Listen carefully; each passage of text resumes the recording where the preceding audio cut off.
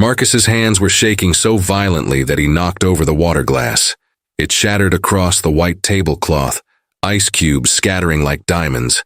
But he couldn't move, couldn't breathe, couldn't do anything except stare at the little girl standing 3 feet away from him. 4 years old, maybe 5, dark curls falling past her shoulders, brown eyes that sparkled with curiosity, a yellow dress with sunflowers. The same dress. The exact same dress Emma had worn to her last birthday party. "I'm so sorry I'm late," the woman was saying, her voice distant underwater. "Traffic was insane, and the babysitter canceled last minute, so I had to bring—" Marcus stood so abruptly that his chair fell backward, crashing against the restaurant floor. Every head in the place turned toward them. The little girl flinched, pressing closer to her mother's leg. "I can't." The words ripped out of his throat, raw and broken. "I can't do this." He was already moving, stumbling between tables, not caring about the stares, the whispers, the woman calling after him with confusion turning to anger in her voice, because all he could see was Emma. Emma in her sunflower dress, spinning in circles in their backyard. Emma laughing in the back seat, singing off-key to the radio. Emma's face in the rearview mirror the second before the truck ran the red light. His daughter had been dead for 2 years, 3 months, and 14 days. And she had just walked into this restaurant. Before we continue, tell me in the comments where you're listening from. We love seeing how far these stories reach. And if you believe stories about second chances and healing deserve to be told, don't forget to like and subscribe. Now let's go back to where this impossible connection truly began. Sarah watched the man sprint through the restaurant like the building was on fire. Her carefully applied makeup suddenly felt like war paint on a losing battlefield. Around her, dozens of eyes burned into her skin. A waiter frozen mid-step with a tray of drinks. An elderly couple whispering behind their menus. A businessman smirking into his phone, probably already texting his friends about the disaster he'd just witnessed. "Mommy?" Lily tugged on her hand, her small voice cracking. "Did I do something bad?" The question shattered what remained of Sarah's composure. She dropped to her knees, ignoring the water soaking into her dress, and pulled her daughter close. "No, baby. No, you didn't do anything wrong. You're perfect." But even as she said it, the familiar weight settled onto her chest. The weight that whispered she'd never be enough, that she'd always be the woman men ran from, the single mother nobody wanted. "Ma'am?" The waiter appeared beside them, his professional smile strained. "Would you like me to bring the check?" Translation: "Please leave before you embarrass us further." Sarah stood, lifting Lily onto her hip despite the protest in her lower back. Her daughter was getting too big to carry, but Sarah needed to feel her weight right now. Needed the reminder of why she kept trying, kept fighting, kept forcing herself onto these humiliating dates that her well-meaning co-worker kept arranging. "Just the water," Sarah said quietly, pulling out her wallet with her free hand. "It's on the house." The waiter was already backing away, eager to be rid of them. Sarah's face burned as she carried Lily through the restaurant. Every step felt like walking through broken glass. She could feel the stares, the judgment, the pity that was somehow worse than the contempt. Outside, the autumn air bit at her skin. She set Lily down and immediately regretted it as her daughter's face crumpled. "I scared him away, didn't I?" Lily whispered. "Like the other ones." "Lily, stop!" Sarah's voice came out sharper than she intended. She softened it, crouching down again. "This isn't about you, sweetheart. Grown-ups are just complicated sometimes." But Lily was 4, not stupid. She'd been on 3 of these dates now, sitting at separate tables with coloring books while Sarah tried desperately to seem normal, available, worthy of love. And 3 times the men had found reasons to leave early. One had literally climbed out a bathroom window. Sarah fumbled for her keys, blinking back tears she refused to let fall in front of her daughter. She'd cry later, at 2 in the morning when Lily was asleep, and the apartment was quiet enough to hear her heart breaking. That's when she heard it, the sound of someone being sick. She turned toward the parking lot and saw him, the man from the restaurant, bent over next to a beat-up Honda, vomiting into the bushes. His whole body was shaking. Even from 30 feet away, she could hear his ragged breathing, see the way he gripped the car door like it was the only thing keeping him upright. Every instinct told Sarah to walk away, to protect herself and Lily from whatever breakdown this stranger was having. But something stopped her. Maybe it was the way he'd looked at Lily before he ran. Not with disgust or inconvenience, but with pure, devastating grief. "Stay right here," Sarah told Lily, pointing to a bench near the restaurant entrance. "Don't move, okay? But Mommy, I'll be right back, I promise." Sarah waited until Lily sat down, then walked toward the man. He didn't notice her approach. He was too busy trying to breathe through what looked like a full-blown panic attack. His hands were clutching his chest, his face gray beneath the parking lot lights. "Hey," Sarah kept her voice soft, non-threatening. "You need me to call someone?" He flinched so violently he nearly fell. When he looked at her, his eyes were red and wild. "You need to leave, please. I can't see her again." "See who? Lily?" Sarah's earlier humiliation was rapidly transforming into anger. "Look, I don't know what your problem is, but my daughter didn't do anything to deserve—" "Emma." The name came out broken. Her name was Emma. Was, past tense.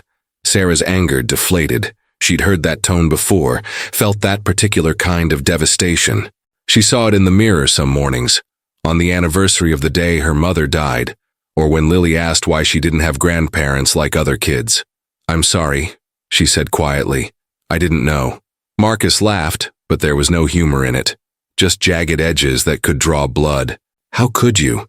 I'm just the asshole who ran out on you in front of half the city." "Yeah, you are." Sarah crossed her arms. "But you're also having a panic attack in a parking lot, so I'm willing to hear the story before I completely write you off." He looked at her then, really looked at her. His eyes were dark brown, almost black in the dim light. Handsome, Sarah noticed distantly, in the way of men who'd forgotten they were supposed to care about things like that. "Your daughter looks exactly like mine," Marcus said. "Same age, same hair, same dress." Emma wore that dress to her 6th birthday party. It was yellow with sunflowers. She said it made her look like sunshine. Sarah's throat tightened. She glanced back at Lily, still sitting obediently on the bench, swinging her legs. "Where is she now? Your daughter?" "Forest Hills Cemetery. Section C, Plot 42. Marcus's voice was flat, mechanical, the voice of someone who'd said these words too many times. 2 years, 3 months, 14 days ago. Car accident, I was driving. The last 3 words landed like physical blows.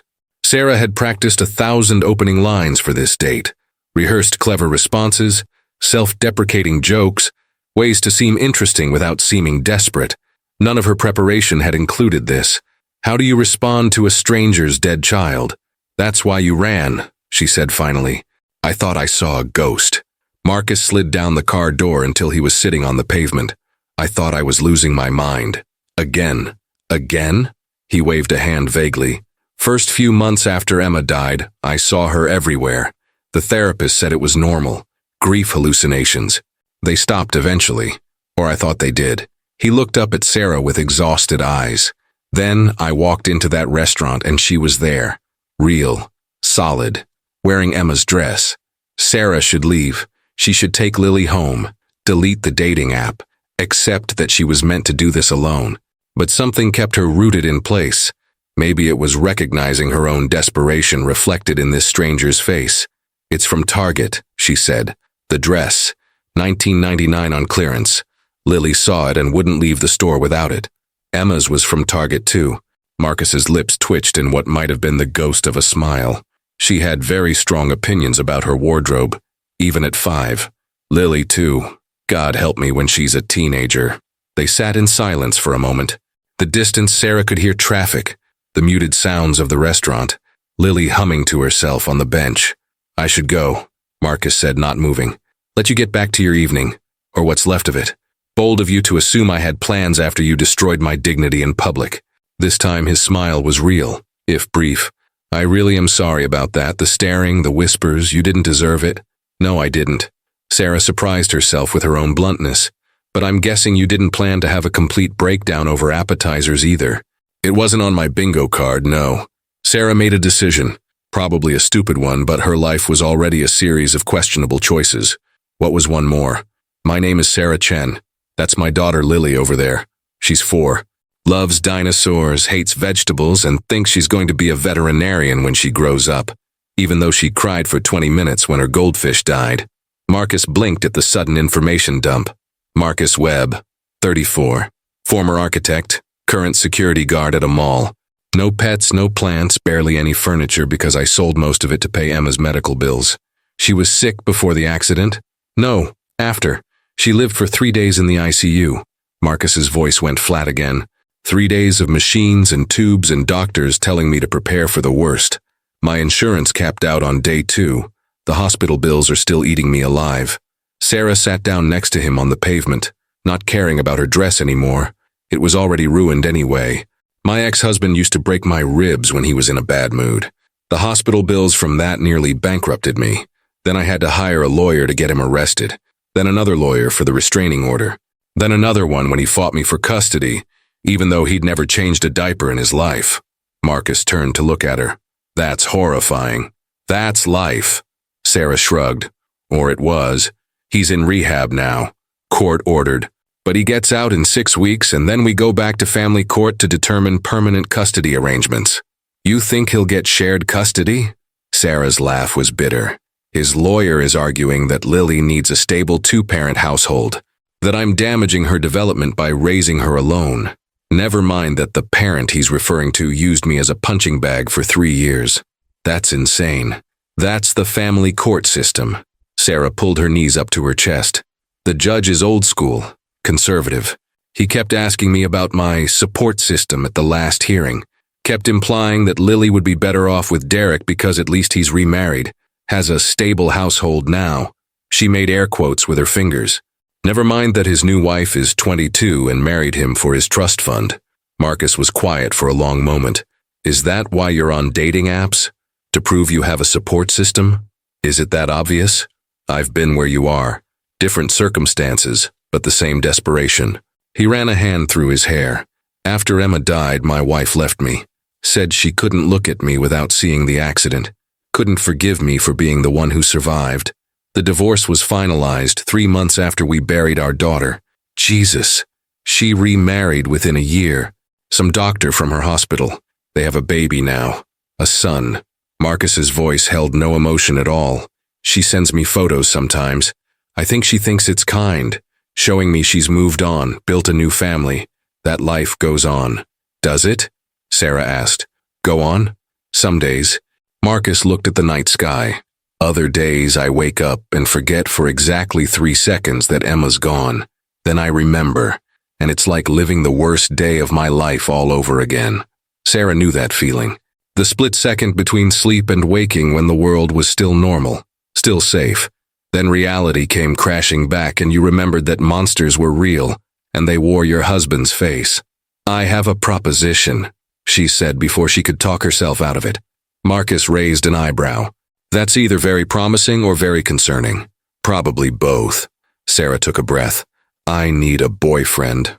Or at least I need the appearance of one. Someone stable, employed, good with kids. Someone the judge will look at and think, okay, this woman has her life together. She's not alone. She's worthy of keeping her daughter. You want me to lie to a judge? I want you to go on a few dates with me, meet Lily properly, show up to the custody hearing in a nice suit and hold my hand. That's it. Sarah was talking faster now, the plan forming as she spoke. 3 months. That's how long until the final hearing. You be my stable boyfriend for 3 months and afterward we can part ways. No strings, no expectations. And what do I get out of this? Marcus asked, but his tone said he was actually considering it. How much do you owe the hospital?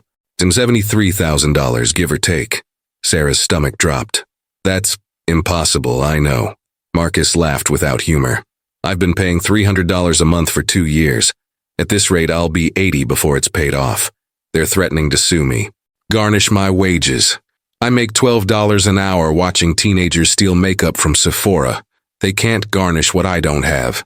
Sarah did the math in her head. Her trust fund from her mother. The money she'd been hoarding for emergencies, for Lily's college fund, for the day Derek inevitably tried something, and she needed to disappear. She had $82,000 in a savings account she never touched. She could save this man's life, and he could save hers. I'll pay your medical debt, she said, all of it in exchange for 3 months of your time. Marcus stared at her like she'd grown a second head. You can't be serious. I'm completely serious. You don't even know me. I could be a serial killer. Are you? No, but that's not the point. The point is that I'm desperate and you're desperate and maybe we can help each other. Sarah stood up, brushing off her dress. I need a man in my life who won't hurt me or my daughter. You need money and maybe, if I'm reading this right, you need a reason to keep going. Something to live for. Marcus stood too, slower. You think playing house with strangers is going to fix either of us? No, but it might get me through the next 3 months without losing my daughter. And it might get you out of debt. That seems like enough reason to try. They looked at each other. Sarah saw the exact moment Marcus made his decision. It was in the way his shoulders straightened slightly, the way his jaw set. 3 months, he said. 3 months, Sarah agreed. And after the hearing? We go our separate ways, clean break, no hard feelings. Marcus nodded slowly. Then he held out his hand. Deal. Sarah shook it. His hand was warm, calloused, real. Over by the restaurant, Lily had gotten bored with sitting and was doing some kind of elaborate dance, spinning in circles in her sunflower dress. Does she know? Marcus asked, watching her. About your ex? She knows her daddy hurt mommy. She doesn't know the details. She's 4. She shouldn't have to know those details. Emma knew I was driving when we crashed. Marcus's voice was hollow. The last thing she said to me in the hospital was, "It's okay, Daddy. I'm not mad at you." Then she closed her eyes and never opened them again. Sarah's throat closed. She reached out without thinking and squeezed his arm, just briefly, just enough to say, "I hear you. I see your pain. We should probably exchange numbers," she said, pulling out her phone. And actual names would be good too. "Hi, I'm Sarah Chen. Single mother, graphic designer, terrible cook, and apparently someone who makes life-changing decisions in parking lots." Marcus pulled out his phone. The screen cracked across the middle. Marcus Webb, widower, security guard, even worse cook, and apparently someone who agrees to insane plans when he's having a mental breakdown. They exchanged numbers. Sarah sent a quick text so he'd have hers. "When do you want to start?" Marcus asked. "Tomorrow. Come to dinner. 7 o'clock. Sarah pulled up her address and sent it. Nothing fancy, probably frozen pizza because I wasn't joking about the cooking thing, but Lily should meet you properly, without the panic attack. What if she's afraid of me, after seeing me run away? Then we'll deal with it. Kids are resilient." Sarah glanced at her daughter, still dancing. More resilient than adults usually. Marcus followed her gaze. She really does look like Emma. It's not just the dress. Is that going to be a problem? Probably. Marcus's honesty was jarring, but maybe that's the point. Maybe that's exactly what I need. A reason to face what I've been running from. Sarah didn't know if that was healthy or a terrible idea, but she was too far in to back out now. She'd made the offer. He'd accepted. For better or worse, they were in this together now. 7 o'clock, she repeated. Don't be late and maybe bring some kind of peace offering for Lily. She's suspicious of men after everything. What is she like? Dinosaurs, specifically velociraptors. She has a concerning amount of knowledge about their hunting patterns. Marcus almost smiled. Emma liked dinosaurs too. Triceratops was her favorite. Herbivore, respectable choice. That's what I said. They stood there for another moment, two broken people making a deal that was probably going to explode in both their faces. But what choice did they have? Sometimes survival meant making questionable alliances. Sometimes you had to trust strangers because the people who were supposed to love you had already failed. "I should get Lily home," Sarah said. "School night." "Right. Of course." Marcus opened his car door, then paused. "Sarah, thank you for not running away from me when I was losing it. Most people would have. Most people haven't been where we've been," Sarah said. "See you tomorrow, Marcus." She walked back to Lily, who immediately grabbed her hand and started chattering about a dog she'd seen, and how she wanted a puppy even though Sarah had said no 100 times. Sarah didn't look back as she buckled her daughter into the car. Didn't let herself think about what she'd just agreed to. She'd think about it later, in the quiet hours when doubt and fear came creeping in. For now, she just drove home, listening to Lily sing off-key songs from her favorite cartoon. And for the first time in months, she let herself hope that maybe, just maybe, things might actually work out, even if it was all a beautiful lie. Marcus stood outside Sarah's apartment building at 6:45, holding a stuffed velociraptor that had cost him $23 he definitely didn't have. The toy was soft blue, with exaggerated features, cartoonish rather than accurate. He hoped a 4-year-old wouldn't care about paleontological precision. His hands were shaking again. They'd been shaking since he woke up this morning, since he'd realized what he'd agreed to. He was going to walk into an apartment and see a little girl who looked like his dead daughter. He was going to smile and make small talk and pretend his heart wasn't being ripped out of his chest with every breath. He'd almost called Sarah 3 times to cancel, almost blocked her number, and disappeared back into the gray fog that had been his life for the past 2 years. But each time he remembered the desperation in her voice, the way she'd sat down next to him in that parking lot when any sane person would have run. She needed him. And God help him, he needed to be needed again. Marcus climbed the stairs to apartment 3B. The building was old but maintained, with cheerful yellow paint that was peeling in places, and a faint smell of someone cooking curry. He could hear children playing somewhere above, the thump of running feet. He knocked before he could change his mind. The door opened immediately. Sarah stood there in jeans and an oversized sweater, her hair pulled back in a messy ponytail. No makeup. She looked younger without it, more vulnerable. "You came," she said, and he heard the relief in her voice. She'd thought he might bail too. "I'm not great at a lot of things, but I keep my promises." Marcus held up the dinosaur. "Is this okay?" The store clerk said it was their best seller for the 4 to 6 demographic. Sarah's smile was genuine. "It's perfect. Come in. Lily's in her room. She's been talking about you all day." "Has she?" Marcus stepped inside, his stomach churning. The apartment was small but cozy, mismatched furniture that looked secondhand but well-loved, children's drawings taped to every available surface, a life built from scraps and determination. "She wants to know why you ran away yesterday." "I told her you got sick and had to leave quickly." Sarah closed the door behind him. "She's decided you must have eaten bad fish." "That works." "Marcus." Sarah touched his arm, making him look at her. "If this is too hard, if you need to leave, just say so. I meant what I said about no expectations. You don't owe me anything." But that wasn't true. He owed her $73,000 worth of freedom. He owed her 3 months of stability. He owed her the chance to keep her daughter. "I'm okay." He lied. Sarah studied his face, clearly not believing him, but she nodded. "Okay, let me get Lily." She disappeared down a short hallway. Marcus heard murmured voices, then the sound of small feet running. He braced himself. Lily appeared around the corner and stopped dead, staring at him with those enormous brown eyes. She was wearing purple leggings and a shirt with a T-Rex on it. Her curls were pulled into 2 puffs on either side of her head. Different from yesterday, different from Emma, but still so achingly similar that Marcus had to grip the back of the couch to stay standing. "Hi," Lily said cautiously. "Mommy says you're not scared of me." The words hit Marcus like a fist. "What?" "No, Lily, I'm not scared of you at all." "Then why did you run away?" Marcus crouched down so they were at eye level.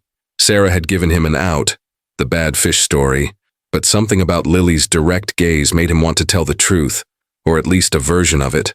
"I had a little girl once," he said quietly. "She looked a lot like you. And when I saw you yesterday, it made me very sad because I miss her very much. So I had to leave. But it wasn't because of anything you did wrong. You didn't do anything wrong at all." Lily processed this with the seriousness of someone much older. "Where is she now? Your little girl?" "She's in heaven." The words still felt wrong in his mouth, like a language he'd never fully learned. "Oh," Lily nodded slowly. "My grandma is in heaven too.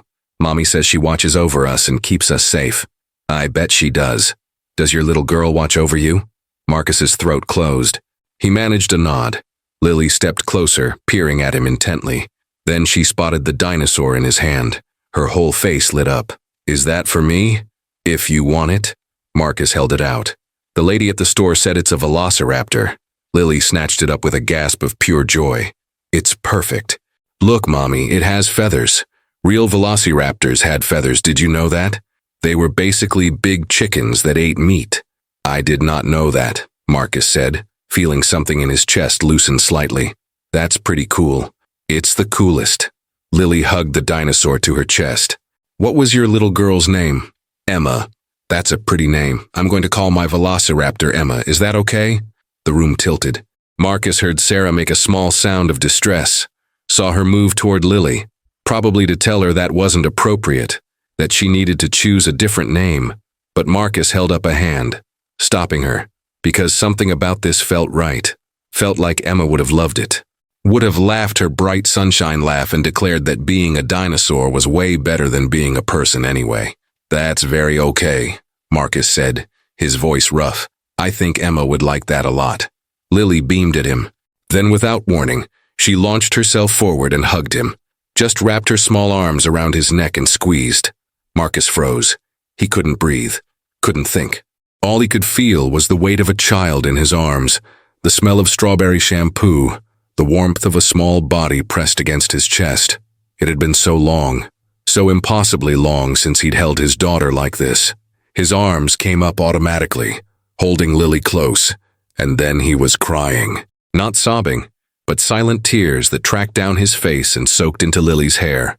She didn't pull away, just held on tighter, like she somehow understood that he needed this, that they both did.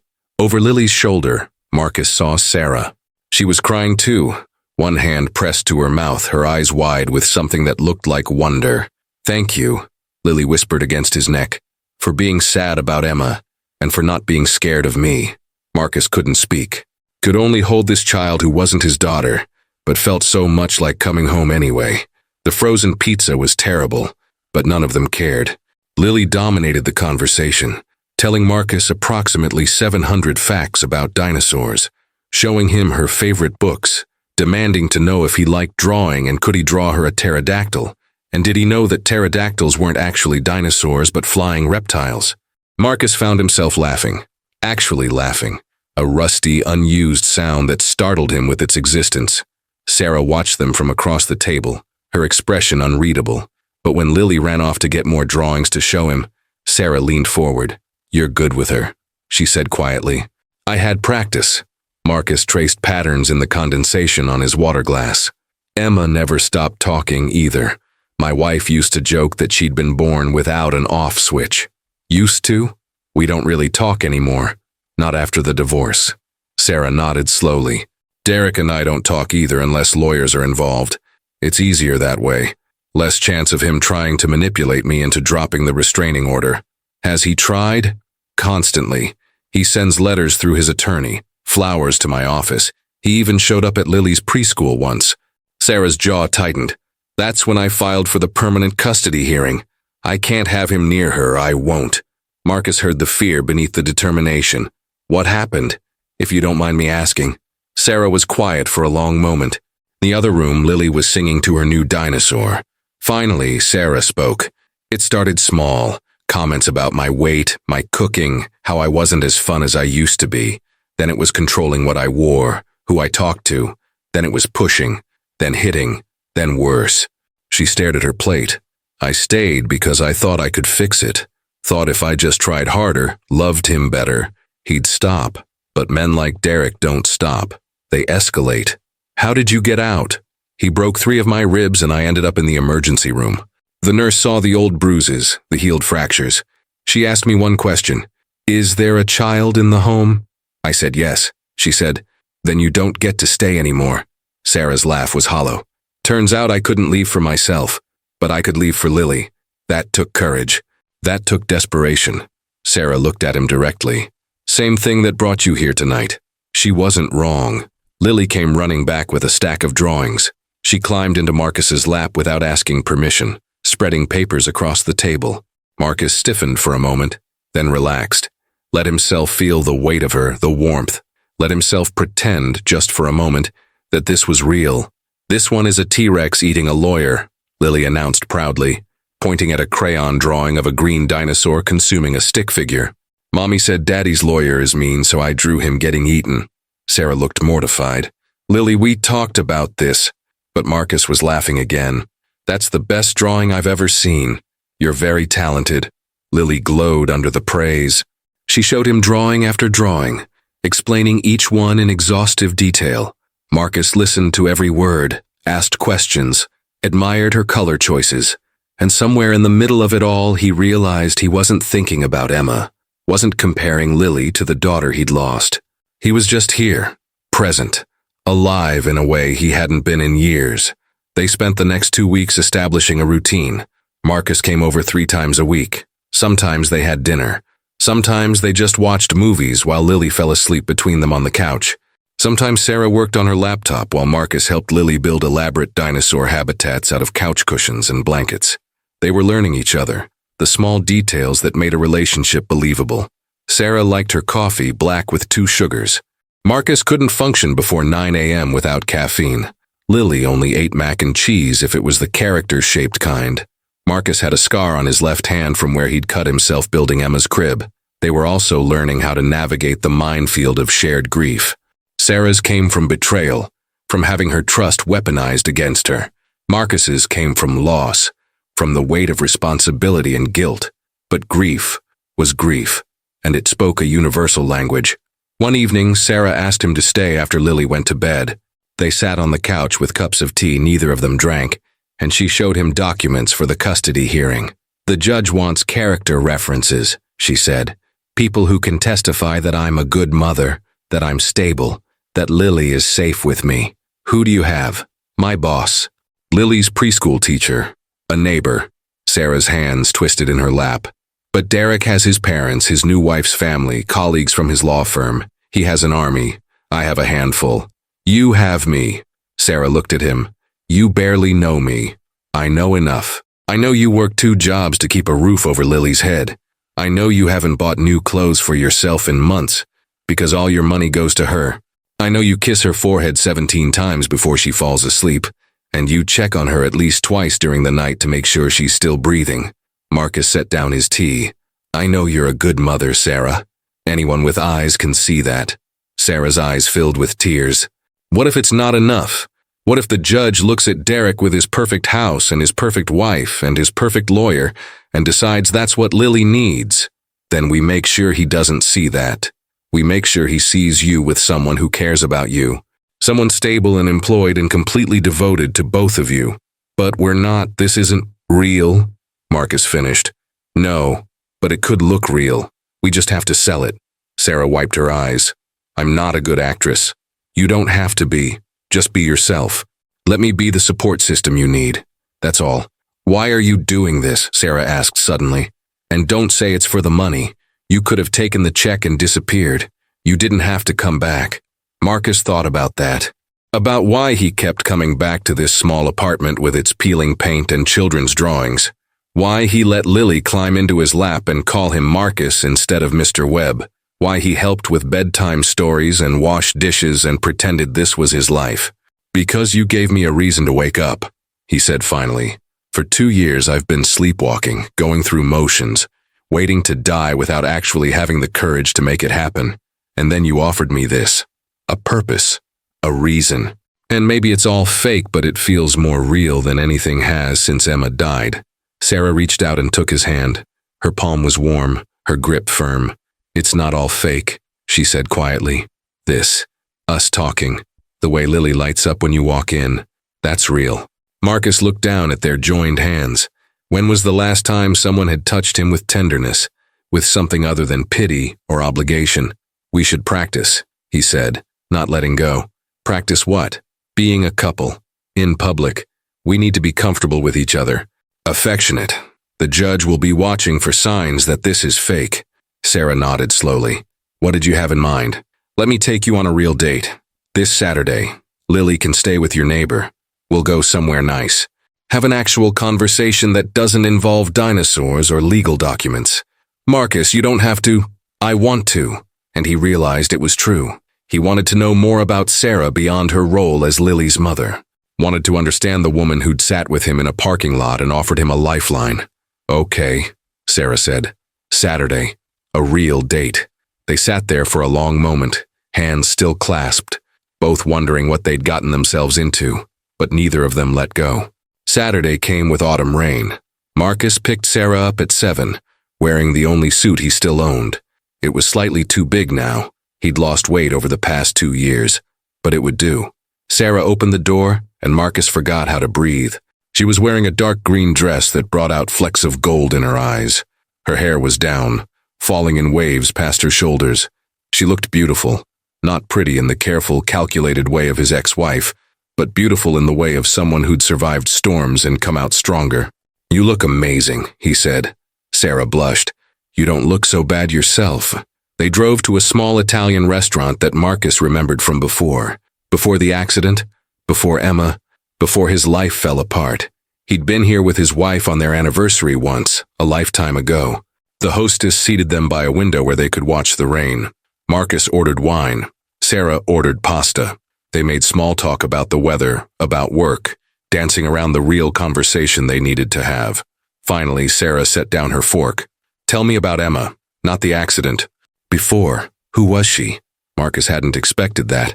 Most people avoided talking about Emma, afraid of upsetting him. But Sarah was looking at him with genuine interest, like she actually wanted to know. "She was chaos," Marcus said, smiling despite the ache in his chest. "From the moment she could walk, she was into everything. Climbing furniture, dismantling toys to see how they worked, asking questions that I had no idea how to answer. Like what? Like why the sky is blue, or where people go when they die, or if dinosaurs had feelings." Marcus laughed softly. "She asked that last one when she was 5. I told her I thought they probably did. She seemed satisfied with that answer. Lily would love that answer too. Emma would have loved Lily." The words came out before Marcus could stop them. "She always wanted a sibling. Used to ask when we were going to get her a baby brother or sister. 'Did you want more kids?' We were trying." Marcus stared at his wine. "Jennifer was pregnant when the accident happened. She miscarried a week after Emma died. The doctors said it was the stress." Sarah's hand covered his on the table. "Marcus, I'm so sorry. I lost everything in the span of 2 weeks. My daughter, my unborn child. My wife walked away 3 months later. I went from having a family to having nothing at all." He looked up at her. "So yes, I'm doing this for the money. But I'm also doing it because for a few hours a week I get to pretend I have a family again. Even if it's not mine. Even if it's borrowed." "It's not borrowed." Sarah's voice was firm. "Lily adores you. She talks about you constantly. She asked me yesterday if you could be her daddy instead of Derek." Marcus's heart stopped. "What did you tell her?" "I told her that grown-up relationships are complicated, but I didn't say no." Sarah bit her lip. "I should have. This is supposed to be temporary. 3 months and then we go our separate ways. But she's already attached to you and I don't know how to undo that without breaking her heart." "Then don't." Marcus turned his hand over, threading his fingers through Sarah's. "Let this be real, not just for the judge, for us." "Marcus, I know it's insane. I know we barely know each other, but I haven't felt this alive in 2 years. And I think you feel it too. This thing between us. It's not just convenience. It's real." Sarah was trembling slightly. "I'm terrified of this. Of you. Of letting someone in again. I'm terrified too. But maybe that means it matters. Maybe fear is a sign that we're actually living again instead of just surviving." The restaurant faded away. The rain, the other diners, the clatter of dishes. All of it disappeared until there was only Sarah's face, her eyes searching his for any sign that this was a mistake. Then she leaned across the table and kissed him. It was soft, tentative, a question more than a statement.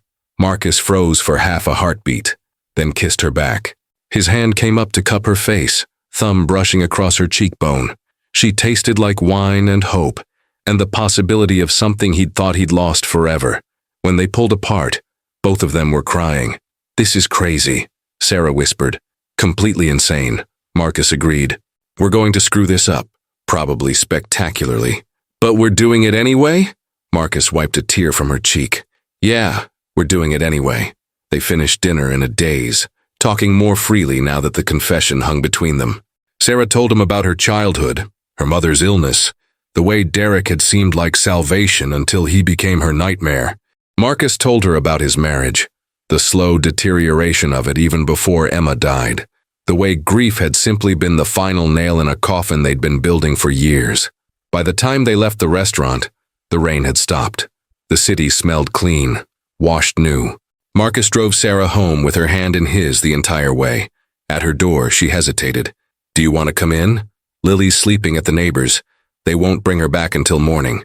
The invitation was clear. Marcus wanted to say yes, wanted it so badly his whole body ached with it. But something stopped him. "Not yet," he said gently. "I want to, God, I want to. But I want to do this right. No rushing, no making mistakes we can't take back." Sarah looked disappointed but also relieved. "You're right. We should take this slow. We have time. 3 months? Maybe more. Maybe more, Sarah echoed, smiling. Marcus kissed her good night. It was longer this time, deeper, full of promise. When they finally broke apart, both of them were breathless. Good night, Sarah. Good night, Marcus. He waited until she was safely inside before driving away. And for the first time in 2 years, Marcus went home to his empty apartment and didn't feel empty at all. The next week passed in a blur of domesticity. Marcus started spending more nights at Sarah's apartment. Not in her bed, they were taking things slow, but on the couch, close enough to hear if Lily had nightmares, to be there when she woke up calling for her mother. And she did have nightmares. 3 nights after their date, Marcus woke to the sound of Lily screaming. He was off the couch and running before his brain fully engaged. Sarah was already there, holding Lily, but the little girl was thrashing, fighting against the comfort. No, Daddy, please, don't hurt Mommy. Marcus's blood ran cold. Sarah's face was pale, desperate, trying to soothe Lily without success. Let me try, Marcus said quietly. Sarah looked at him with helpless eyes, then nodded. She passed Lily over carefully. The moment Lily was in Marcus's arms, something shifted. He started humming without thinking about it. An old lullaby, the same one he'd sung to Emma every night, the same one that had played at her funeral. Hush now, baby, don't you cry.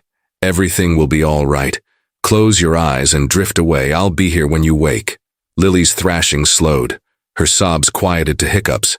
Marcus kept humming, rocking her gently, one hand stroking her curls the way he used to stroke Emma's. Daddy? Lily whispered, still half asleep.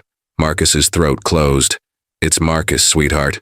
You sound like my daddy, my real daddy, from before. Lily's voice was barely audible. He used to sing to me, before he started hurting Mommy. Sarah made a sound of pure anguish. Marcus looked at her over Lily's head and saw his own devastation reflected back. I'm sorry your daddy hurt your Mommy, Marcus said softly. That should never have happened. You shouldn't have had to see that. Is he coming back? Lily's small hands gripped Marcus's shirt. Mommy says no, but I heard her crying. I think she's scared. Your Mommy is very brave, and I promise he's not going to hurt either of you anymore. I won't let him. Promise? I promise. Marcus meant it. He would burn the world down before he let anyone hurt this child or her mother. Lily relaxed against him, her breathing evening out. Within minutes, she was asleep again, her face peaceful. Marcus held her for a long time, not wanting to let go, afraid that putting her down would break the spell. Finally, Sarah stood. I'll take her. I've got her. Marcus carried Lily back to her room, tucked her in with her dinosaur army surrounding her. He brushed a kiss against her forehead, whispered, Sweet dreams, princess. In the hallway, Sarah was waiting. Her face was streaked with tears. She called you Daddy. She was half asleep. She didn't know what she was saying. Didn't she? Sarah's voice cracked. Marcus, she's never called Derek that. Even before everything fell apart, she always called him Daddy Derek, like she needed the distance.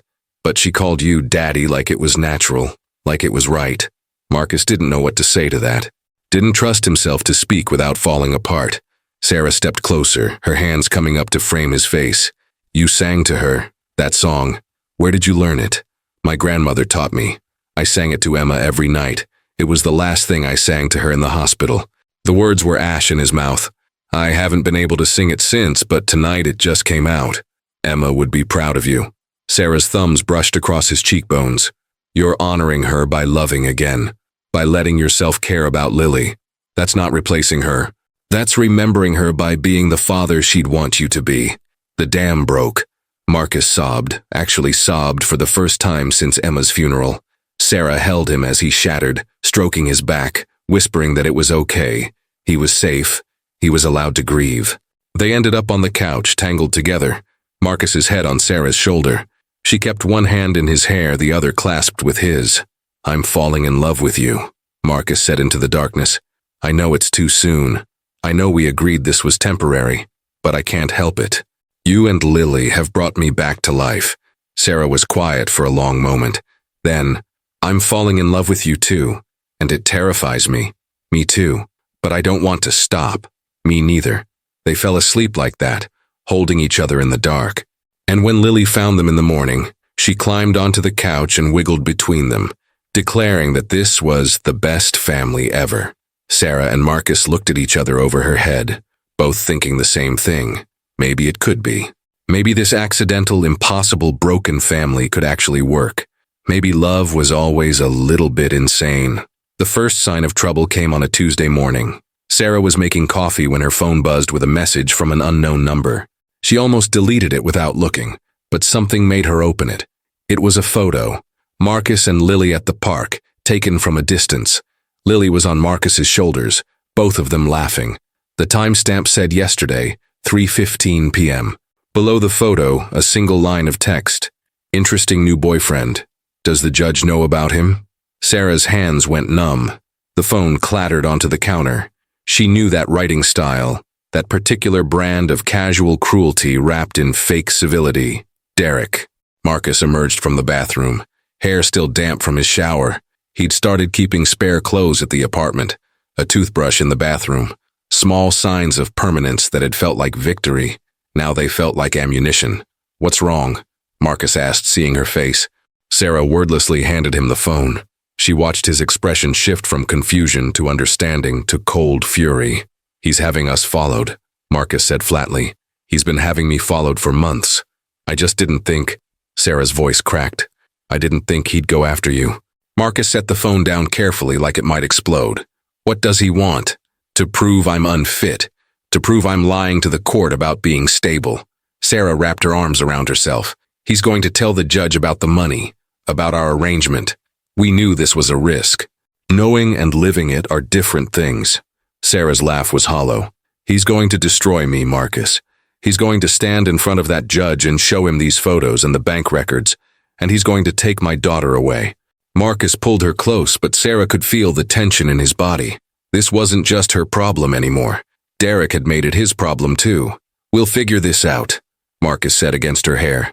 We'll explain that things changed, that it started as an arrangement but became real. Will we? Sarah pulled back to look at him. Can you stand in front of a judge and say under oath that you love me? That this isn't about money or convenience or filling a void left by your dead daughter? The words came out harsher than she intended. She saw them land like physical blows. Marcus stepped back, his face going carefully blank. Is that what you think this is? His voice was quiet, dangerous. That I'm using Lily as a replacement for Emma. I don't know what to think anymore. Sarah was spiraling and she knew it, but couldn't stop. We've known each other for 6 weeks, Marcus. 6 weeks, and we're already playing house, making promises we have no business making. What happens when the novelty wears off? When Lily isn't enough to fill the Emma-shaped hole in your heart? Stop! Marcus's voice cut through her panic. You're spiraling. You're letting Derek get in your head. He's already in my head. He's been in my head for 4 years. Sarah's voice rose. He spent our entire marriage convincing me I was worthless, that no one would ever want me, that I was lucky he tolerated me at all. And now I'm supposed to believe that you, with your perfect devotion and your tragic backstory, actually want this? Want us? Yes! Marcus grabbed her shoulders, not hard but firm enough to make her focus on him. Yes, I want this. I want you. I want Lily. I want Sunday mornings with dinosaur cartoons and Tuesday nights with homework, and every single messy, complicated moment in between. Until you don't. Sarah hated herself for saying it, but the words kept coming. Until you wake up one day and realize we're not enough. That we can never be what you lost. You're right. Marcus let her go, his expression crumbling. You can never be what I lost. Nothing can. Emma is gone and no amount of wishing or loving or pretending will bring her back. He grabbed his jacket from the back of the couch. But I thought maybe, just maybe, I could build something new. Something different but still beautiful. I guess I was wrong. Marcus, wait. But he was already gone, the door slamming behind him. Sarah stood in the middle of her apartment, shaking. From the bedroom she heard Lily call out, Mommy, why was Marcus yelling? Sarah closed her eyes. What had she done? Derek's lawyer called that afternoon. Robert Chen, expensive suit, shark eyes, everything Sarah had come to hate about the legal system. His voice on the phone was smooth, practiced. Ms. Chen, I hope I'm not catching you at a bad time. What do you want, Robert? Just a courtesy call. My client wanted me to inform you that we'll be presenting some new evidence at the custody hearing next week. We thought it only fair to give you advance notice. Sarah's stomach dropped. What evidence? Bank records showing a rather large payment to one Marcus Webb approximately 6 weeks ago. Surveillance photos documenting his relationship with you and your daughter. Text messages between the two of you discussing the terms of your arrangement. Robert paused, letting it sink in. It's quite compelling, actually. A desperate mother paying a stranger to play boyfriend for the judge. I imagine the court won't look favorably on that kind of deception. It's not like that. Marcus and I were in a real relationship now. Are you, or is Mr. Webb simply fulfilling the contract you paid him for? Another pause. I understand he has significant medical debt. $73,000 to be exact. The exact amount you transferred to the hospital on his behalf. Quite the coincidence. Sarah wanted to throw up. What does Derek want? Joint custody to start. 50-50 split. Eventually, my client believes Lily would be better served in his primary care, given your demonstrated instability and willingness to deceive the court. He beat me, he terrorized us, and you're helping him get access to our daughter again. My client has completed anger management and substance abuse treatment. He's remarried into a stable, affluent family. He can provide opportunities for Lily that you simply cannot match. Robert's voice turned cold. Face it, Ms. Chen. You're a single mother with a mediocre income, no family support, and a demonstrated history of poor judgment. My client is offering you a chance to settle this quietly. Agree to joint custody now, and we won't present the evidence of fraud to the judge. And if I don't, then we go to court, and you lose everything, including Lily. The line went dead. Sarah sat on the floor of her apartment and cried until she couldn't breathe. This was it. This was how Derek won. Not with his fists this time, but with lawyers and loopholes and her own desperate mistakes. Her phone buzzed. A text from Marcus. We need to talk. Sarah stared at the message for a long time before responding. I know. I'm sorry. Meet me at the park. 1 hour. The park was empty except for a few joggers and a woman walking her dog. Marcus was sitting on a bench near the playground where he and Lily had spent so many afternoons. He looked exhausted, like he hadn't slept. Sarah sat beside him, leaving space between them. The silence stretched like a wound. Derek's lawyer called, Sarah said finally. They know everything. The money, the arrangement, all of it. They're going to present it to the judge unless I agree to joint custody. And if you agree, then Derek gets Lily half the time, gets to undo every bit of healing we've done, gets to make her afraid again. Sarah's hands twisted in her lap. I can't let that happen. But if I fight, they'll destroy me in court. Prove I'm a liar who paid a stranger to play family. Marcus nodded slowly. He'd already worked this out, she realized. Already seen the endgame. There's only one solution, he said quietly. I have to leave. What? If I disappear before the hearing, you can claim the relationship ended naturally, that I wasn't ready for commitment, that it didn't work out. There's no fraud if the relationship was real and simply failed. Marcus finally looked at her. His eyes were red-rimmed, hollow. You tell the judge I broke your heart, that you tried to build a family but I couldn't handle it. The sympathy might actually work in your favor. No. Sarah grabbed his arm. No, I won't let you do that. We'll fight this together. We'll tell the truth. The truth is that you paid me $73,000 6 weeks before the custody hearing. Marcus's voice was flat. The truth looks exactly like what Derek is claiming it is. We can dress it up however we want, but at the end of the day, we made a deal. We entered into a transaction, and now it's time to pay for that. It became real. You said so yourself. Did it? Marcus pulled his arm away. Or did we just convince ourselves it was real because we both needed it to be? You needed stability for the court. I needed a reason to keep living. Maybe we just used each other and called it love. You don't believe that. I don't know what I believe anymore. Marcus stood up. All I know is that my presence in your life is putting Lily at risk, and I can't. I won't be the reason another little girl loses her mother. Marcus, I'm sorry, Sarah, for all of it. For making you believe we could be a family. For letting Lily get attached. For being one more man who let you down. He started walking away. My lawyer will send a document stating that our relationship was genuine but short-lived. Might help your case. What about your debt? If you leave now, Derek will expose the payment anyway. You'll have taken the money and run. It'll look worse. Marcus stopped but didn't turn around. I already transferred the money back to your account this morning. All of it. We're even. We're not even.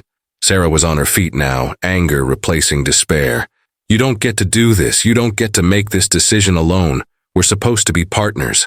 We were never partners. Marcus's shoulders were rigid. We were two broken people making a stupid, desperate deal. And now it's over. He walked away. Sarah wanted to run after him, to scream, to make him understand that he was wrong, that what they had was real, was worth fighting for. But she just stood there and watched him leave, because maybe he was right. Maybe they had been fooling themselves all along. Lily cried for 3 days straight. She didn't understand why Marcus stopped coming over, why her calls went to voicemail, why the dinosaur he'd given her sat abandoned in the corner of her room. Did I make him mad? She asked Sarah over and over. Did I do something wrong? No, baby. You didn't do anything wrong. Then why did he leave? Doesn't he love us anymore? Sarah had no answer for that, because the truth, that Marcus left to protect them, that sometimes love meant walking away, was too complex for a 4-year-old to understand. Hell, Sarah barely understood it herself. She tried to prepare for the hearing, tried to build her case without Marcus as her anchor. Her lawyer, a kind woman named Jennifer who worked for barely above pro bono rates, looked over the evidence with increasing concern. This is bad, Jennifer said bluntly. Without Marcus to testify that the relationship was genuine, it looks exactly like what Derek is claiming. A fraud designed to deceive the court. So what do I do? Tell the truth. Admit you made a mistake. Throw yourself on the mercy of the court and hope the judge sees that you did it out of desperation, not malice. Jennifer closed the folder. And pray that Derek's past behavior weighs more heavily than your recent deception. The night before the hearing, Sarah couldn't sleep. She lay in bed staring at the ceiling, listening to Lily's soft snores from the other room. Tomorrow, her entire life would be decided by a judge who didn't know her, didn't know Derek, didn't know anything except what lawyers presented on paper. Her phone buzzed. A text from an unknown number. I'm sorry for what's about to happen. You deserved better, you both did. D. Derek, gloating before he'd even won. Sarah deleted the message and tried not to think about what Marcus was doing right now. If he was thinking about them, if he regretted leaving, if he lay awake at night missing Lily's laugh and Sarah's coffee, and the family they'd almost been. Probably not. Probably he was relieved to be free of them, free of the obligation and the pressure, and the constant reminder of everything he'd lost. Sarah rolled over and pulled the pillow over her head. She wouldn't cry. Not tonight.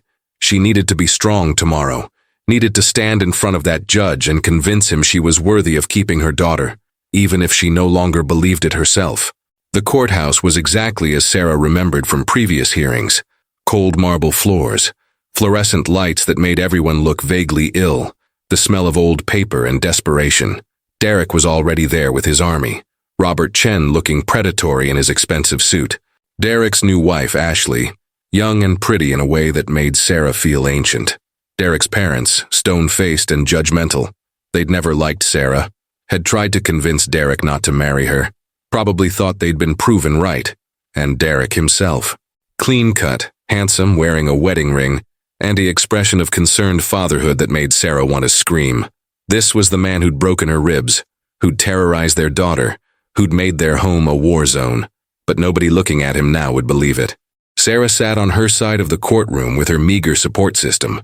Jennifer, her lawyer, her boss, Maria, who'd taken the morning off to be here, Lily's preschool teacher, Miss Amanda, 3 people against Derek's dozen. The judge entered. Honorable Richard Morrison, 60-something, conservative, old school. Sarah had researched him extensively. He believed in traditional family structures, had ruled against single mothers in the past, thought children needed 2 parents whenever possible. She was doomed. The hearing began with opening statements. Robert painted Derek as a reformed man who'd overcome his demons and built a stable life. Sarah as a desperate single mother who'd resorted to fraud to manipulate the court. Jennifer did her best to counter, emphasizing Sarah's years of dedicated parenting, the documented abuse, Derek's continued manipulation. But Sarah could see the judge's expression. Skeptical, disapproving.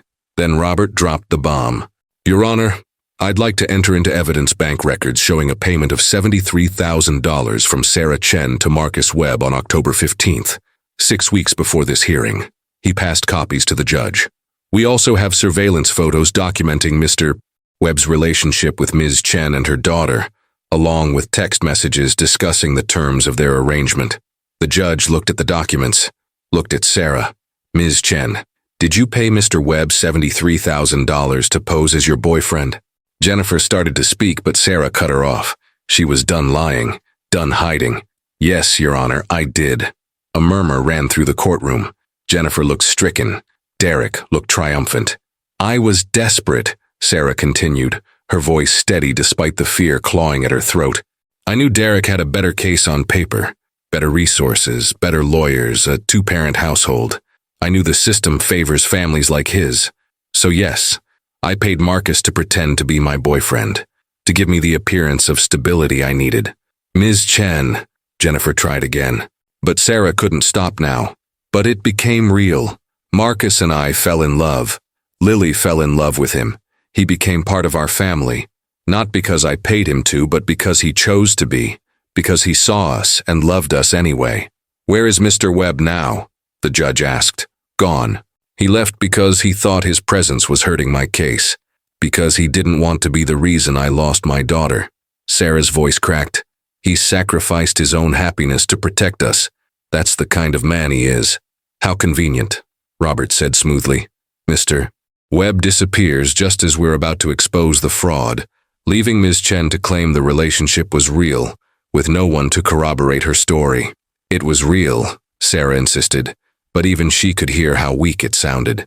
The judge looked at his notes. I'm going to call a short recess. When we return, I'll hear from Ms. Chen's character witnesses, then make my ruling. He stood. Everyone stood. The judge disappeared into his chambers. Sarah sat back down, her legs shaking too badly to hold her. Jennifer leaned over. That was either the bravest thing I've ever seen or the stupidest, she whispered. I honestly can't tell which. Does it matter? Sarah watched Derek and his lawyer conferring, both looking pleased. I just handed them exactly what they wanted. Maybe. Or maybe the judge will see that you are desperate enough to do something stupid because you love your daughter that much. Jennifer squeezed her shoulder. Don't give up yet. But Sarah had already given up. She could see it in the judge's eyes, in the way Derek's lawyer smiled, in the pitying looks from the courtroom staff. She was going to lose Lily, and there was nothing she could do to stop it. The doors at the back of the courtroom opened. Sarah didn't turn around. Probably just another case starting after theirs. Another family being torn apart by the legal system. Then she heard Jennifer gasp. Sarah turned. Marcus stood in the doorway, wearing his one suit, holding a folder thick with documents. His eyes found hers across the courtroom, and in them she saw everything they'd never had time to say. He hadn't left. He'd never really left at all. Marcus walked down the center aisle like a man approaching his own execution. Every eye in the courtroom tracked his movement. Sarah's breath caught in her chest. Jennifer was already on her feet, pulling out a chair for him at their table. Derek's smug expression faltered. Robert Chen's jaw tightened. They hadn't expected this. Neither had Sarah. Marcus sat beside her without a word. He didn't look at her, didn't reach for her hand, just opened his folder and began organizing documents with mechanical precision. Marcus, Sarah whispered, what are you doing here? What I should have done from the beginning. His voice was low, steady, fighting for my family. Before Sarah could respond, the judge returned. Everyone stood. Judge Morrison settled behind his bench, scanning the room. His gaze landed on Marcus with sharp interest. We have a new arrival, I see. And you are? Marcus stood. Marcus Webb, Your Honor. I'd like to request permission to testify. Robert Chen shot to his feet. Objection, Your Honor. Mr. Webb isn't on the witness list. This is highly irregular. Mr. Webb is central to the allegations your client has made, Jennifer countered. Surely the court wants to hear from him directly. Judge Morrison considered this. I'll allow it, Mr. Webb, please take the stand. Marcus walked to the witness box. He was sworn in, hand on the Bible, promising to tell the truth. Sarah's heart was hammering so hard she could barely hear over the rush of blood in her ears. Robert Chen approached the stand like a predator circling wounded prey. Mr. Webb, you received a payment of $73,000 from Sarah Chen on October 15th. Is that correct? Yes. And what was this payment for? Ms. Chen paid my medical debt in exchange for me posing as her boyfriend for 3 months. Murmurs rippled through the courtroom. Sarah closed her eyes. This was it, the final nail in her coffin. So you entered into a fraudulent relationship designed to deceive this court? Robert pressed. Initially, yes. Marcus didn't flinch. Sarah was desperate. I was desperate. We made a deal that seemed mutually beneficial at the time. And when did this arrangement begin to feel less like a business transaction and more like a real relationship, Mr. Webb? Or did it ever? Marcus was quiet for a long moment. Then he reached into his jacket and pulled out a small, worn photograph. He held it up so the judge could see it. This is my daughter, Emma. She was 6 years old when she died in a car accident 2 years ago. I was driving. I survived. She didn't. His voice was steady, but Sarah could see his hands trembling. For 2 years, I walked through life like a ghost. I couldn't work, couldn't sleep, couldn't do anything except replay those final moments over and over. I lost my job, my wife, my home, everything. Mr. Webb, I'm not sure how this is relevant, Robert began. It's relevant because you asked when this became real. Marcus cut him off, his eyes moving to Sarah. It became real the first time Lily hugged me, the first time she called me by name instead of the scared man from the restaurant. It became real when I realized I was waking up in the morning and not immediately wishing I hadn't. He turned back to the judge.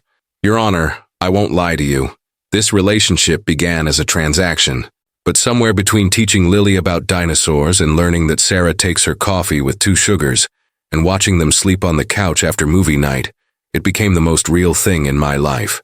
That's a very convenient story, Robert said coldly, but the facts remain. You were paid to play a role. How do we know any of this supposed love is genuine, and not just you fulfilling the terms of your contract? Marcus set down the photograph of Emma. Then he pulled out more documents from his folder. These are bank records showing that I transferred the entire $73,000 back to Sarah's account 4 days ago. I returned every penny. Robert's confidence wavered. That doesn't prove. These are my medical bills, marked as paid in full by my own payment plan. I've been paying $300 a month for 2 years. I'll be paying it for the next 18 years at that rate. Marcus held up more papers. These are loan applications I submitted to 3 different banks, all denied. This is a notice from a collection agency threatening to sue me. This is paperwork showing I sold my car to make payments. He spread the documents across the witness stand. I returned Sarah's money because I'm not here for a paycheck. I'm here because I love her, because I love Lily, because they gave me a reason to live when I had none. And I will spend the next 18 years drowning in debt if that's what it takes to prove to this court that my feelings are real. The courtroom was silent. Even Robert seemed momentarily at a loss. Judge Morrison leaned forward. Mr. Webb, you returned the money knowing it would make your financial situation considerably worse? Yes, Your Honor. Why? Because Sarah's freedom is worth more than my comfort. Because Lily deserves to grow up with her mother. Because some things matter more than money. Marcus's voice cracked slightly. Emma taught me that. In the hospital during those final days, she wasn't asking about medical bills or survival rates. She was asking if I'd still sing to her, if I'd still tell her stories, if I'd remember her when she was gone. He wiped his eyes roughly. I promised her I would, and part of keeping that promise means not letting fear stop me from loving again, not letting grief turn me into someone who watches another little girl suffer because I'm too scared to fight for her. Sarah was crying openly now. Jennifer passed her a tissue, her own eyes suspiciously bright. Robert tried to regroup. Your Honor, this is all very touching, but it doesn't change the fundamental deception. Ms.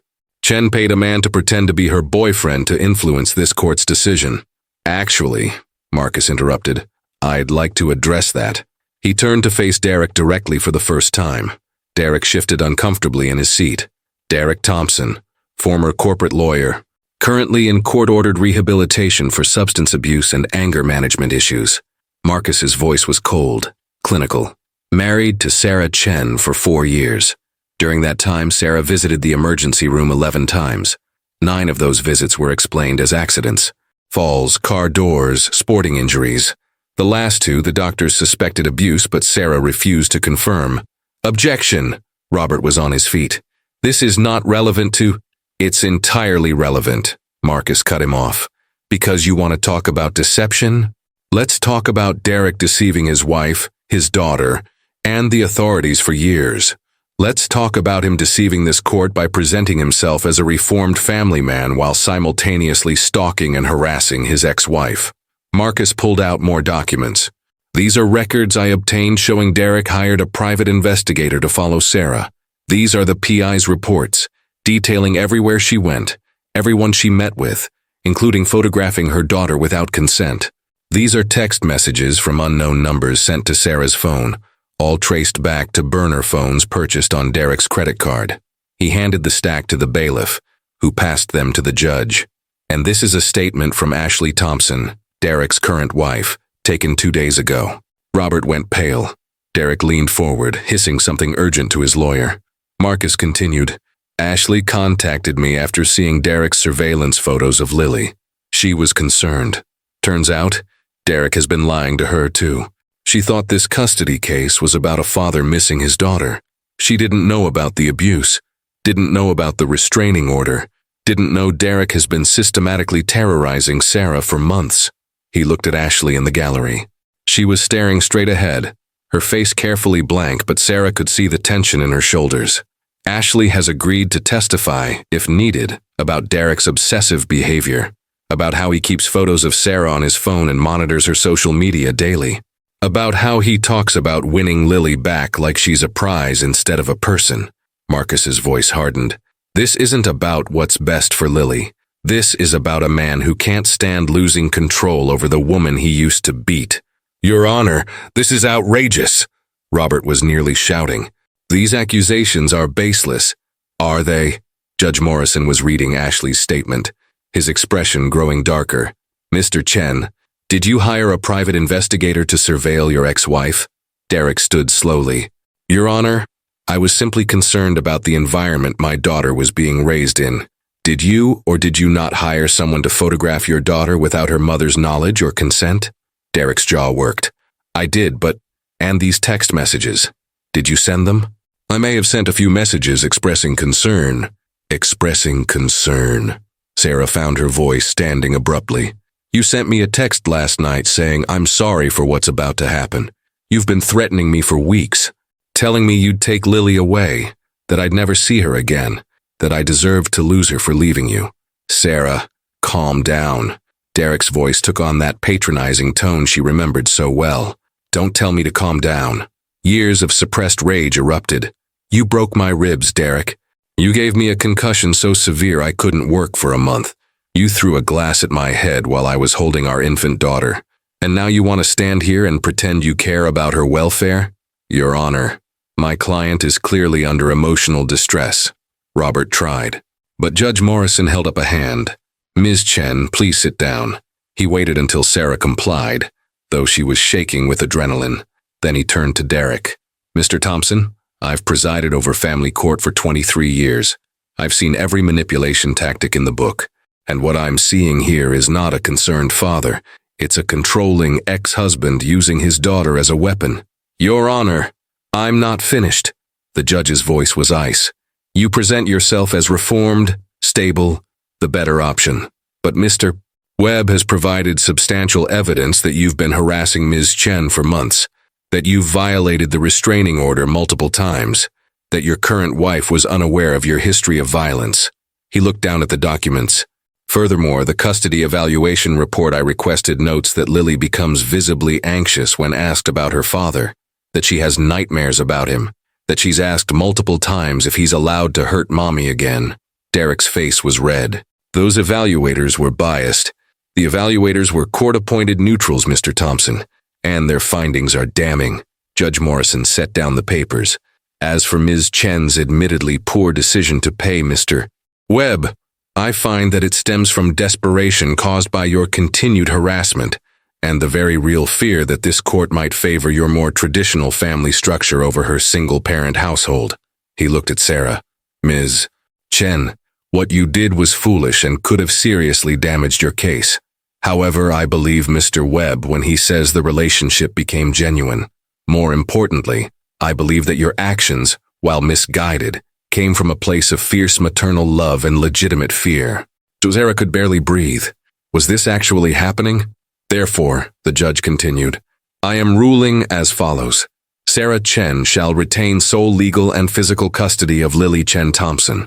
Derek Thompson's parental rights will be limited to supervised visitation, 1 hour per week, pending completion of continued anger management therapy and random drug testing. Derek exploded. This is insane. You can't. I can and I have. The judge's gavel came down.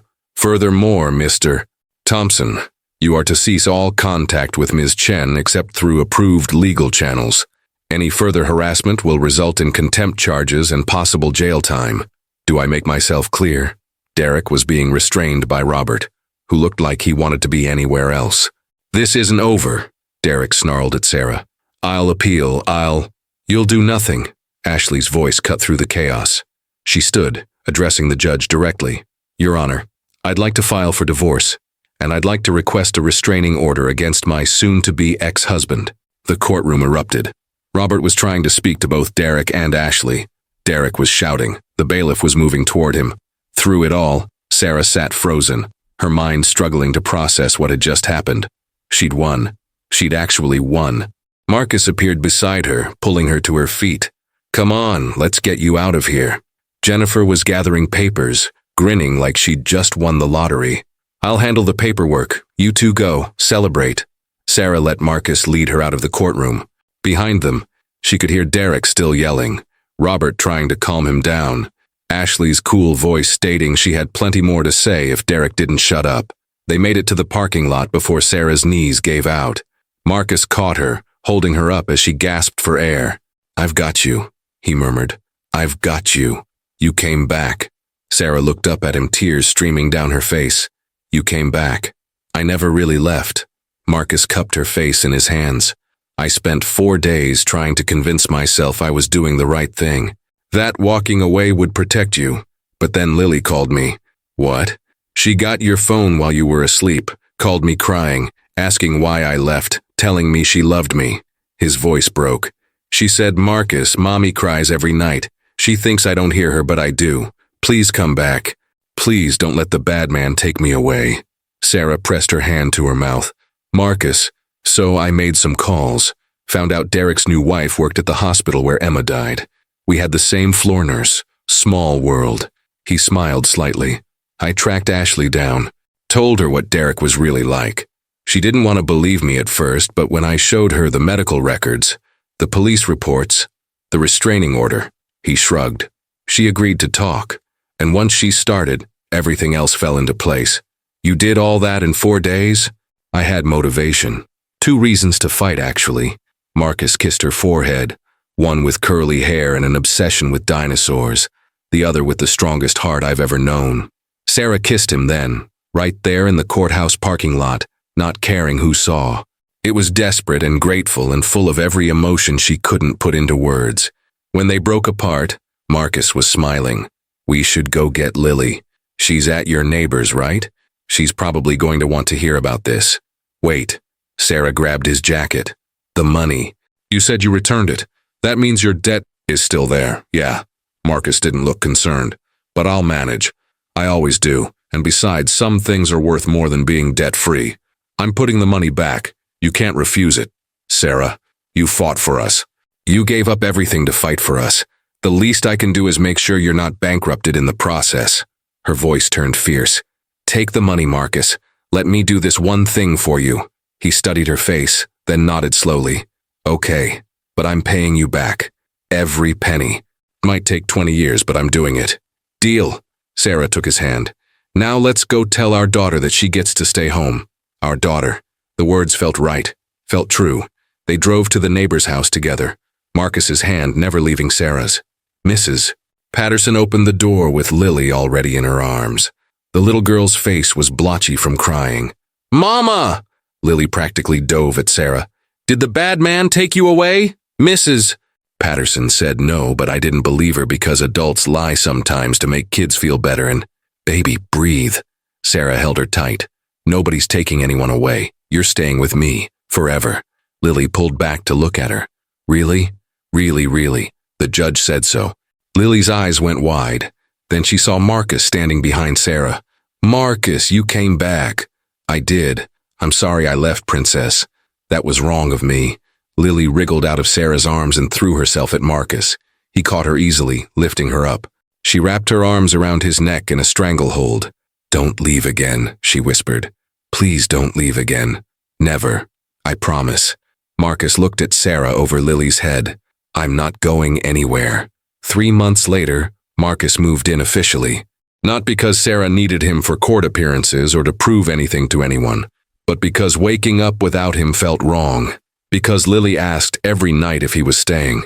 Because somewhere between the chaos and the fear and the fighting, they'd become a family.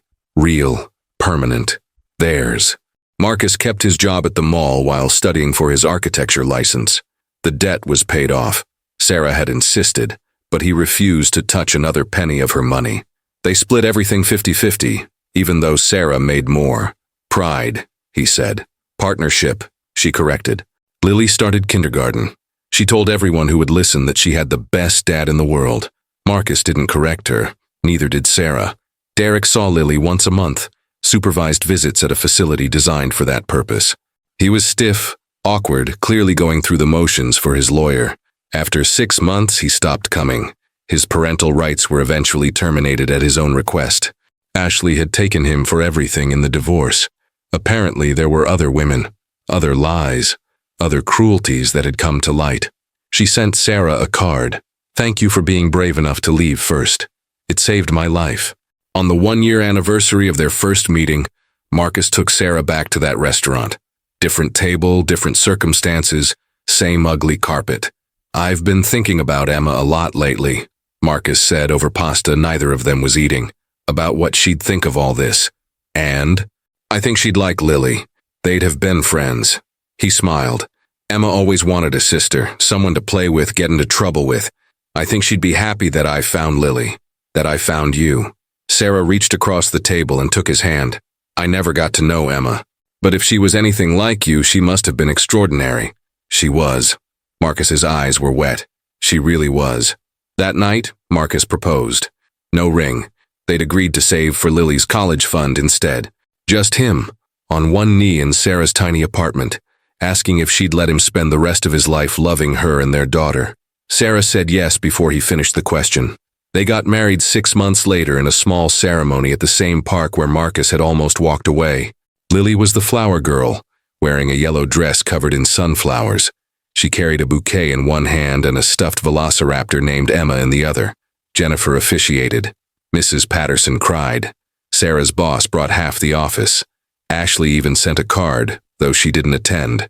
During his vows, Marcus promised to love Sarah through the hard days and the easy ones, to be the man Lily deserved, to honor Emma's memory by building a life full of joy and purpose and second chances. Sarah promised to trust him with her heart even when fear told her not to remember that love didn't always look like what she'd expected, to let herself be happy without waiting for the other shoe to drop. They kissed while Lily cheered and the small crowd applauded, and somewhere, Sarah liked to think, Emma watched and smiled. Because this was what healing looked like. Not perfect, not without scars, but real, honest, earned. That night, after Lily was asleep, Marcus and Sarah sat on their balcony drinking cheap wine and watching the stars. Do you ever regret it? Sarah asked. That first night in the parking lot. If you could go back, would you still say yes? Marcus was quiet for a moment. Then he pulled her close, tucking her against his side. I'd say yes 1,000 times. To every hard moment, every scary court appearance, every time I thought I couldn't do it. Because all of it led here. To you. To Lily. To this life we built from broken pieces. We did build something good, didn't we? We built something amazing. Marcus kissed the top of her head. Emma would be proud. My grandmother would be proud. Hell, I'm proud of us. Sarah closed her eyes, letting herself sink into his warmth, into the safety of being loved without conditions or contracts, into the knowledge that she'd fought for this and won. They'd all won. The broken single mother, the grieving father, the little girl who'd seen too much too young. They'd found each other in a parking lot on the worst night of their lives, and somehow, impossibly, they'd built a family from the ruins. I love you, Sarah whispered. I love you too, Marcus whispered back. Both of you. Forever. And for the first time in years, Sarah believed in forever. Believed in happy endings. Believed that sometimes the best things in life came from the worst moments. You just had to be brave enough to keep fighting. Brave enough to say yes. Brave enough to believe that love, real love, was always worth the risk.